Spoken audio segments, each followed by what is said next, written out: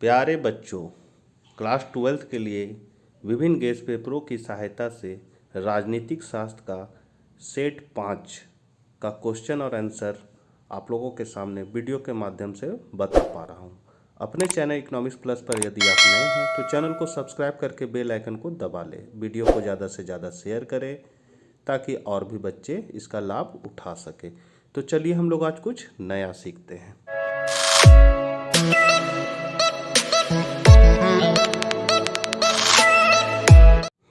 पहला क्वेश्चन है मॉडल 5 के लिए, केंद्र में पहली मिलीजुली सरकार कब बनी? तो केंद्र में पहली मिलीजुली सरकार 1977 ईस्वी में बनी।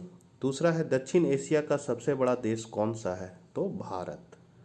जापान में किन शहरों पर परमाणु बम गिराए गए थे? तो हिरोशिमा और नागासाकी शहरों पर परमाणु बम गिराए गए थे।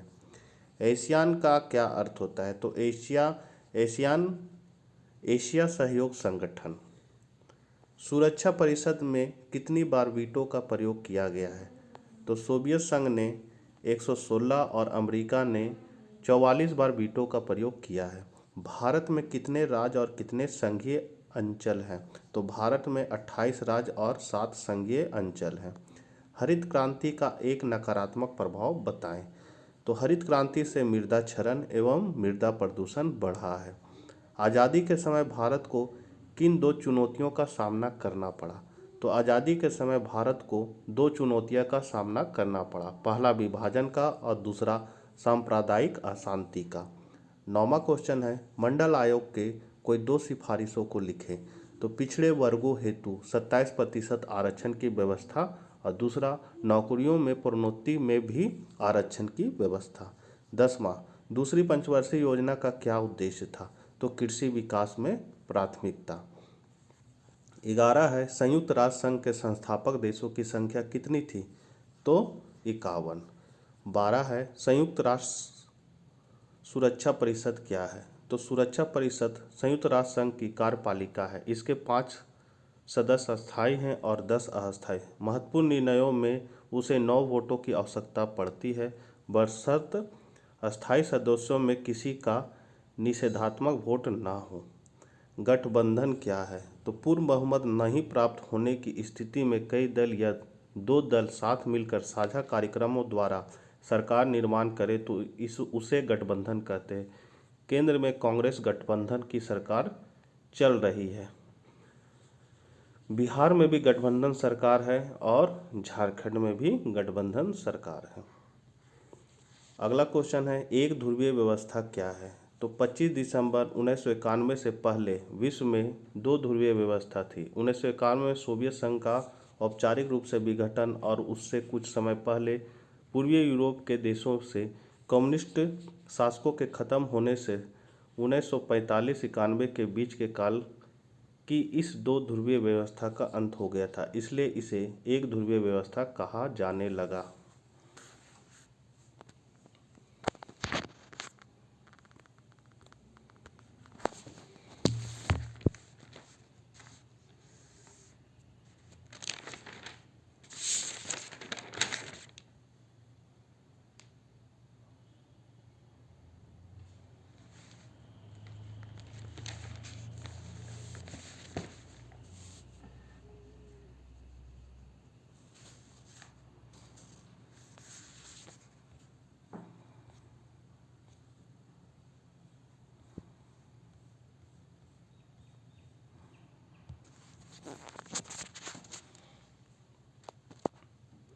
पंद्रह नंबर क्वेश्चन है किन्हीं 4 कारणों की व्याख्या करें जो सुरक्षा परिषद में भारत के अस्थायी सदस्यता का दावा मजबूत करता है।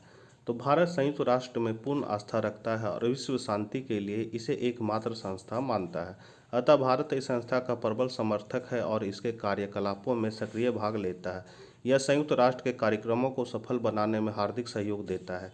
भारतीय सैनिकों ने कोरिया, मिस्र, फिलिस्तीन, कांगो आदि स्थानों में जाकर संयुक्त राष्ट्र के आदेशों का पालन किया है। भारत सुरक्षा परिषद का सदस्य भी रह चुका है और अंतर्राष्ट्रीय श्रम संघ का भी। इसके अतिरिक्त इसने पंचशील का प्रतिपादन कर अंतर्राष्ट्रीय शांति और विश्व बंधुत्व का नारा दिया है। कोरिया, इंडोनेशिया, कांगो इत्यादि के विवादों को सुलझाने में इसने सराहनीय योगदान किया है। भारत संयुक्त राष्ट्र में गुटबंदी से सदा अलग रहा है। यह अंतर्राष्ट्रीय प्रश्न पर उसके गुण दोषों की विवेचना कर ही अपने निष्कर्ष पर पहुंचता है, किसी गुट के सदस्य के रूप में नहीं।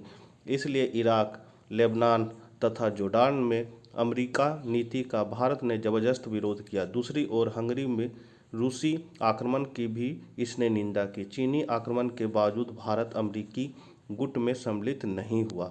संक्षेप में, भारत ने संयुक्त राष्ट्र के उद्देश्यों की पूर्ति के लिए निम्नलिखित क्षेत्रों में मदद की है। पहला, विश्व शांति, निःशस्त्रीकरण तथा अंतर्राष्ट्रीय विवादों का युद्ध तथा हमलों की बजाय शांतिपूर्ण बातचीत से संयुक्त राष्ट्र के द्वारा निपटारा करना। दूसरा, उपनिवेशवाद का विरोध। तीसरा, कोरिया, साइप्रस, आलोस आदि राष्ट्रों में संयुक्त राष्ट्र द्वारा शांति स्थापित करने के कार्यों में योगदान। चौथा, गुट निरपेक्ष आंदोलन का नेतृत्व।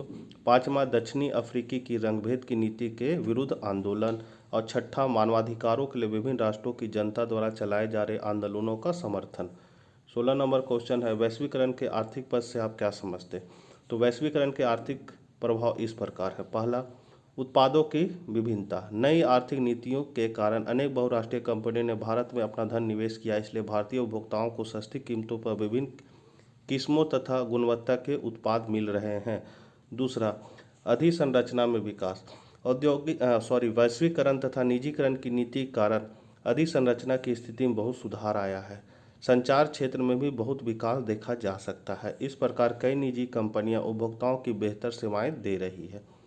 तीसरा है, निजी क्षेत्र को प्रोत्साहन। वैश्वीकरण तथा उदारीकरण की नीति के फलस्वरूप निजी क्षेत्र को बहुत प्रोत्साहन मिला है। अब निजी क्षेत्र को अन्य देशों से कच्चा माल तथा तकनीक मंगवाने की छूट है। आयात तथा निर्यात पर से अनेक प्रतिबंध को हटा लिया गया है। बढ़ती प्रतिस्पर्धा से अनेक भारतीय कंपनियों ने फायदा उठाया है।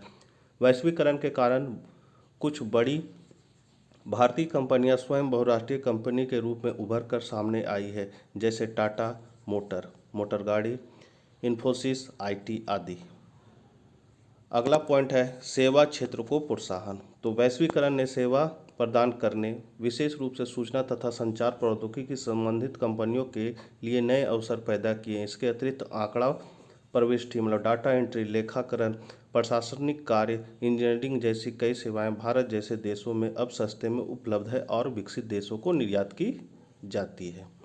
17 नंबर क्वेश्चन है, समाजवादी दलों और कम्युनिस्ट दलों के बीच 4 अंतर बताएं। तो समाजवादी और कम्युनिस्ट दल के बीच 4 अंतर इस प्रकार है। पहला, श्रमिकों की दयनीय दशा सुधारने हेतु मार्क्स ने समाजवादी दल या विचारधारा स्थापित किया। कम्युनिस्ट दल प्रथमतः इसी विचारधारा से उत्पन्न हुआ, किंतु इसकी सोच बदल गई।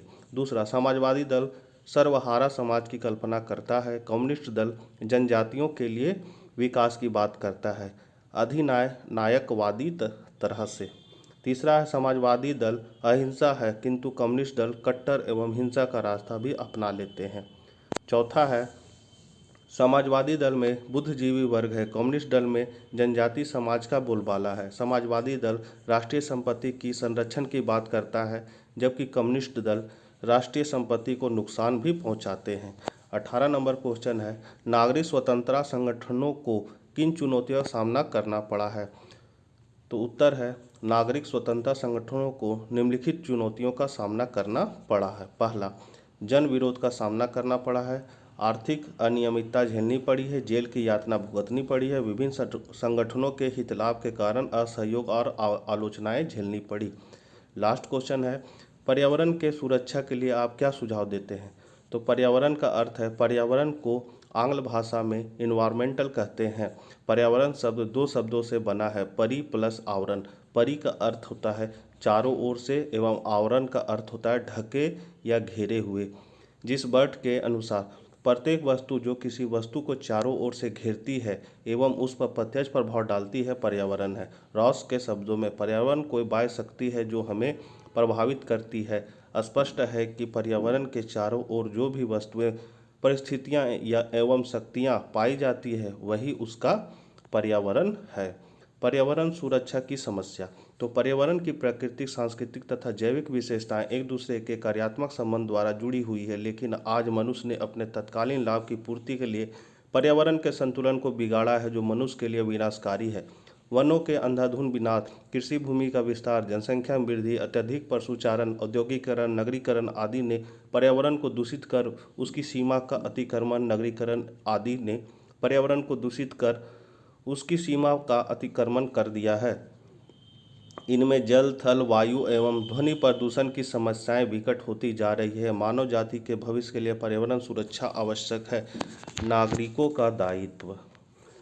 पर्यावरणीय सुरक्षा अंतर्राष्ट्रीय समस्या है। प्रत्येक राष्ट्र में पर्यावरण मंत्रालय की स्थापना की गई। 1972 में स्टॉकहोम में वातावरण की सुरक्षा पर एक अंतर्राष्ट्रीय सम्मेलन हुआ। संयुक्त राष्ट्र संघ द्वारा पर्यावरण कार्यक्रम बनाया गया। 1980 ईस्वी में विश्व संरक्षण नीति घोषित की गई। भारत में भी पर्यावरण संबंधी अनेक कानून बनाए गए। 1985 में पर्यावरण, वन तथा वन्य जीव संरक्षण विभाग की स्थापना की गई है और 1986 में पर्यावरण संरक्षण अधिनियम लागू किया गया है। नागरिकों का भी दायित्व है पेड़ों, जंगलों की रक्षा करना, नदी के जल को स्वच्छ रखने का प्रयास करना, भूमि, जल, वायु तथा ध्वनि को प्रदूषण से बचाना आदि। तो बच्चों, मिलते हैं नेक्स्ट वीडियो में। तब तक के लिए बाय बाय।